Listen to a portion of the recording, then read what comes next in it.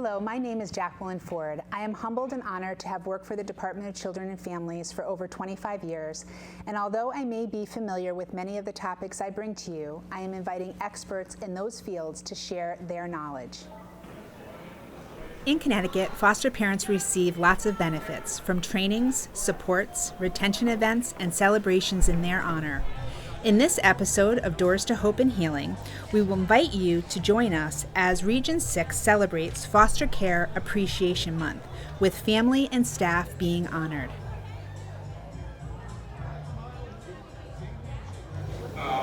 And first of all, I would just like to welcome you all to the Department of Children and Families May Appreciation Dinner 2019. Let's give yourselves a hand. Okay, so tonight is really to honor you, to thank you for the selfless work that you do on a daily basis. You're wiping noses, you're packing lunches, you're attending PPTs, you're sitting in therapy sessions, you're holding hands at the dentist's office, and that list can go on and on and on. So as far as I'm concerned, you're all prom kings and prom queens.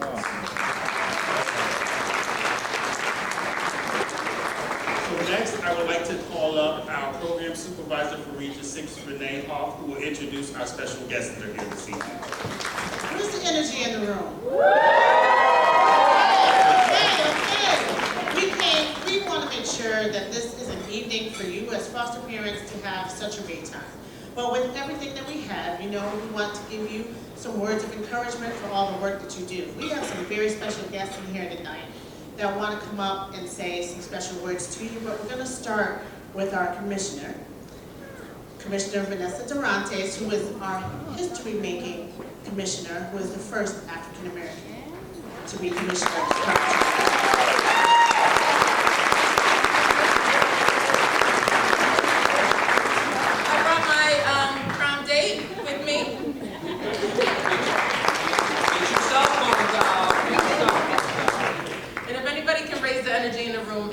Chief of External Affairs, who thinks he's a stand-up comedian, so just laugh, but it keeps me laughing all the time.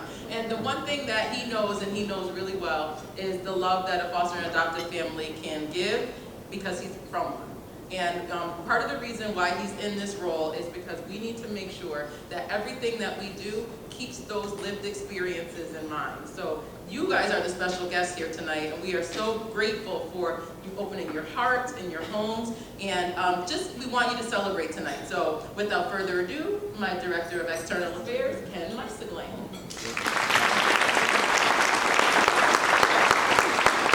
Thank you very much for that wonderful introduction, and I am so thrilled to be the prom king again. And I was actually thinking about my prom experiences, so I know you won't ask, so I'll tell you. I went to the prom with Kim Nair in Chicago Heights, Illinois. I broke up with my girlfriend Laura before then, and she went on to become a Vogue model.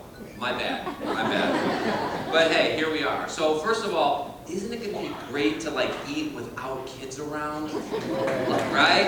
Back table, I hear ya. Been here since noon, right? I saw you pull in. Right? Awesome. So we thank each and every one of you for the wonderful work that you do every day. And we, the Commissioner and I, have traveled around the state this month, meeting people, meeting you, seeing folks in many, many different offices. And there's a thread amongst our foster parents, and you know this.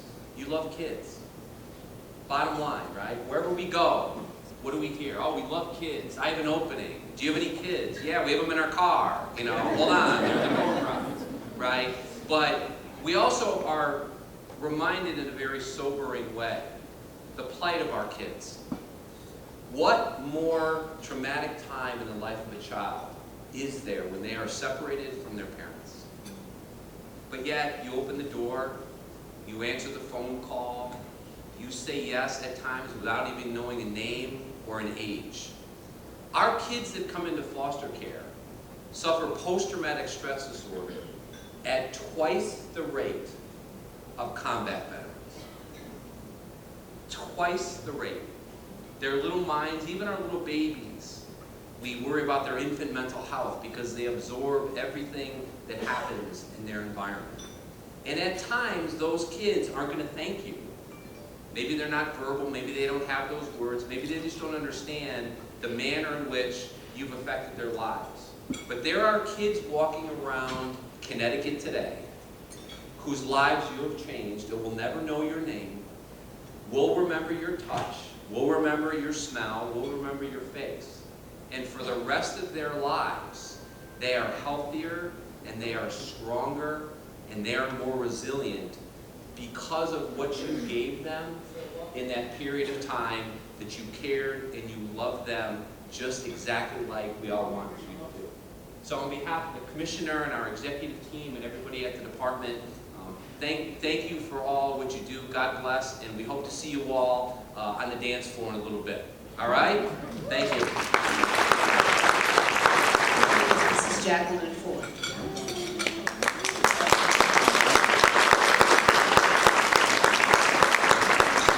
Jacqueline is a committed, long-standing employee who has been employed by the department for 27 years.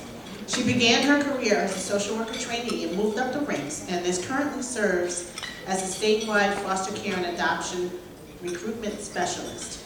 In this position, she is the Heart Gallery coordinator who showcases children who are available for adoption, in which she has to do a lot of different tasks, such as identify the photographer, set up the photo shoots, develop a distribution plan within the community, and so much more.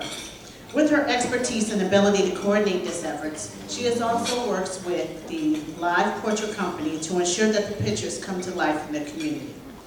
She is also responsible for statewide recruitment, which means she ensures that the messaging on a statewide level of need for foster and adoptive parents is heard. She does this via radio, special interest stories, and ads. She is also the agency liaison for the Channel 3 Siblings Connection Camp. She assists in Awareness Month activities and a host of other tasks. She is also a huge supporter of Region 6. Most recently, she implemented the agency's foster care theme song, and that's entitled, We All Have Love to Give. To ensure the good work and the good stories are heard, she's also a producer and host of the television show, Doors to Hope and Healing. She recently helped in coordinating our vendor fair for our Weekend of a Lifetime training, in which some of our participants are here tonight, and I thank them for coming. So as you can see, she works in many different facets of the agency, but her passion is within the foster care and adoption unit. Despite all these titles, despite all these tasks, despite all these roles she's in charge of, none of them compares to all that she does at home. She is a devoted wife to her husband, John, who's here tonight. John, you want to wave? And she's a committed mother to her daughters, Alexandra and Rebecca. It is my pleasure to present to some and introduce to others, Miss Jacqueline Ford.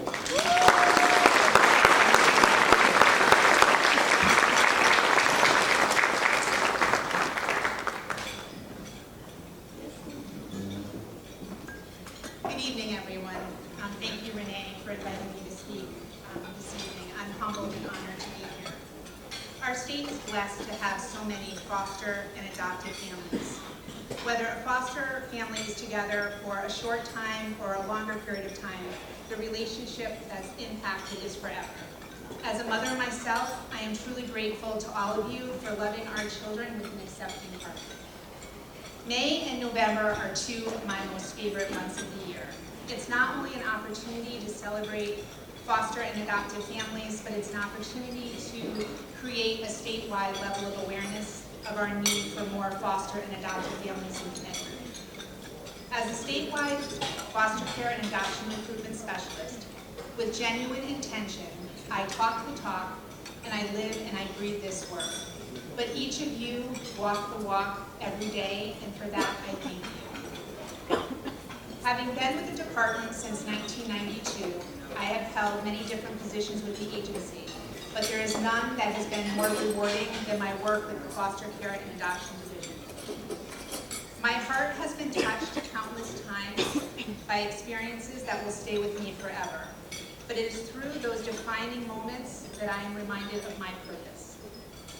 I am grateful for the honor to be here tonight to share with you a story a story about three incredibly strong women who, because of their common concern for the well-being of children, became an undeniably powerful force of motherhood.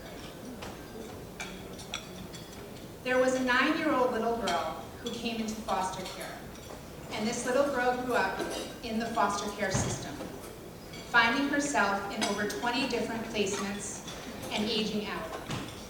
Her multiple moves made it nearly impossible for her to develop family connections or create peer relationships. And the multiple moves affected her ability to learn and advance in her academics. She found herself on her own, no diploma, no connections, and limited life skills. This now young woman had grown bitter and resentful of the agency, and rightfully so. Her finest memory was that of her caseworker, who she trusted. That little 9-year-old, now a young adult, had children of her own, but the stigma of foster care often overwhelmed her because she felt judged and doubted. But she was determined to defy those odds. She learned how to cook and how to clean and how to be a mother, and she did so with grace and dignity. Many years later, when this young woman found herself in need of support because DCF had placed her children in foster care, she called upon her caseworker, that trusted person from her childhood, to take in one of her children, while her twins went into foster care. Involvement with DCF terrified her because of her own experience as a foster child. She felt that she would lose her children permanently. However, her former caseworker, although aware of the boundaries that were in place, encouraged phone calls and pictures and videos to keep the mom connected to her children in between visits. The foster mom, who was caring for the twins, had learned all about the importance of working with the birth mom through the training program that she had had. So she called this young mom. She called her not to judge her or to question her, not in an empowered role, but mother to mother. The foster mother promised to take care of them, and she promised to help support this young mom so that the babies could go back home where they belonged. These three women began a journey of love, of trust, and unwavering loyalty. Now, this 9-year-old little girl is a 30-year-old mom who is caring for 7 children. She is working, enrolled to receive her high school diploma, engaged to a wonderful man, and beyond brave to share her story with all of us. Tiffany and Gabriel, will you please join me here? Tiffany's story is a beautiful testament to family engagement and compassionate casework practice. It demonstrates how necessary a collaborative relationship is in order to achieve successful outcomes in child welfare. Having had the privilege to sit at the dinner table with Tiffany, her caseworker, and her foster mom for the children, I bore witness to what has become an extension of family. These children, who love one another as siblings, are united forever. It is my hope that these 3 women will motivate us to replicate this story over and over and over again. So this isn't an anomaly, but rather a common practice in reunification efforts. Tiffany, your time in foster care and in institutional settings was often difficult, and you missed opportunities to experience milestones such as attending your prom. We want to help you relive those missed opportunities to be a part of it. Tonight, you and your prom date, Gabriel, are being crowned prom queen and prom king.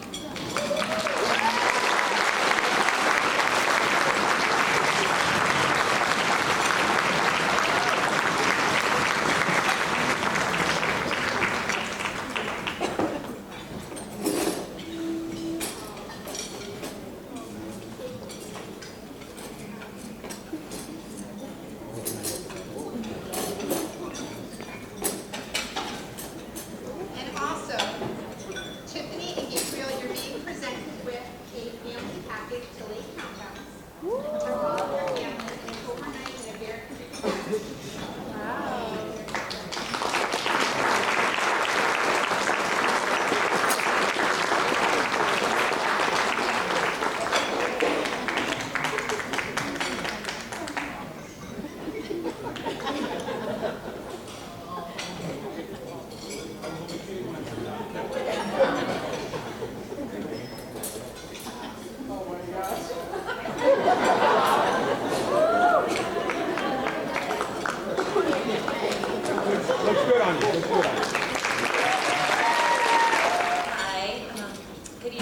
name's Jacqueline Diggs, and I was Tiffany's social worker.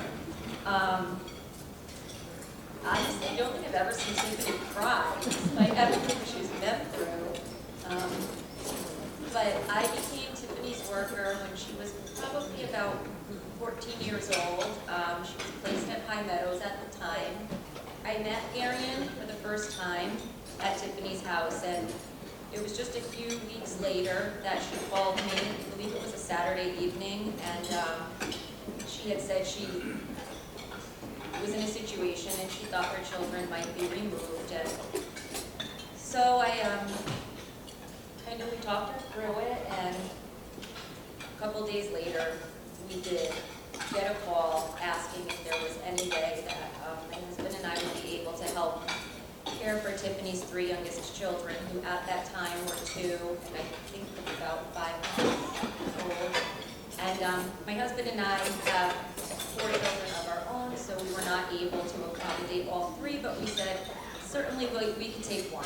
So a couple hours later, Arian showed up, and he stayed with us for a year. And during that time, we formed a relationship with Gabby, who we hadn't known prior to this. But Arian just became a part of our family, and my children love him as if he were their own sibling. So we were able to stay connected. The night Arian was removed, he was obviously very sad, and he didn't know what the heck was going on. He was just a baby. And we were able to call Tiffany and say, like, what can we do to make him comfortable? He doesn't know, where he is or who we are. And she was able to tell us. And I think it was at that moment that we realized just how much we were going to need her and how much she was going to need us. And so that just continued over the year that we had him. And we tried to make sure that any special occasion, like his first day of school, we'd send pictures, and we FaceTimed a lot. We celebrated birthday parties together and holidays, and we just tried to make sure that Tiffany and Gabby were there so they didn't miss out on any of Arian's important milestones. And when Arian went home, it was very bittersweet for us. Obviously, we were so happy he was home because that was the goal all along. And everybody had said, and I'm sure everybody here has heard this so many times, like, how are you ever going to let them go? But we knew that the ultimate goal was always for Arian to go home and to be with his family because that was where he belonged. But when he went home, we missed him. And so we were very, very fortunate that we had the relationship that we did with Tiffany and Gabby because it's allowed us to remain involved in Arian's life. He's still able to come visit us on the weekends, and we've had the opportunity to form a relationship with Sarah and Rodney, who are in front of us, who had Tiffany's other 2 children, and we were fortunate enough to set up opportunities for the boys to be together when we had Arian and when they had the boys. So they're an added bonus to this. Hi, I'm Sarah DeMerchant. I guess the best way to describe this is, my part of this story is, I always think of Christmas time as such a wonderful time for most people. I mean, there are other people, it can be very sad, but on Christmas Eve, you're doing your last minute things where you're putting bows on packages and you're finishing, different things for the children. Well, Christmas Eve of 2016 was not like that for us. At 3 o'clock in the afternoon, Gabriel and Tiffany's twin boys, they were 7 months old at the time, were brought to our home with a look on their face as if, who are you? Like, where's my mom and dad? And my heart just shattered. All I could think of was, these are babies that are 7 months old, and it's their first Christmas, and they're not with their mom and dad. So, needless to say, my husband Rodney and our daughter Riley just scooped them up, and we all just had a very quiet Christmas. During my training, my husband and I are licensed out of the Meriden office, but training had already started when we decided to get involved with this. So they sent us to New Haven. I don't know if there's anyone in here who has a connection to the New Haven office, but Lillian Mercado was our instructor and she was phenomenal. And I hear her every time a child is placed in our home. I can hear her saying to us, you need to work in partnership with the bio parents, work in partnership with the bio parents. The goal is for the children to come home. And I'm a mom, and she's a mom, and this isn't about why her children were removed. This is about me reaching out as a mother, calling her so she can hear another mother on the other end of the phone to say, I'm not here to judge you. I'm not here to place blame or say, I can't believe A, B, and C of these accusations came out. I was calling her to say, it's okay, and your babies are safe. And what can I do to make you comfortable and at ease? You ask me anything you want. Do you need me to call you every single night before they go to bed? I'll call you. Do you need me to FaceTime with you? And in all fairness with Tiffany, you've all learned about her growing up in the system and just, having a bad taste in her mouth about DCF, rightfully so.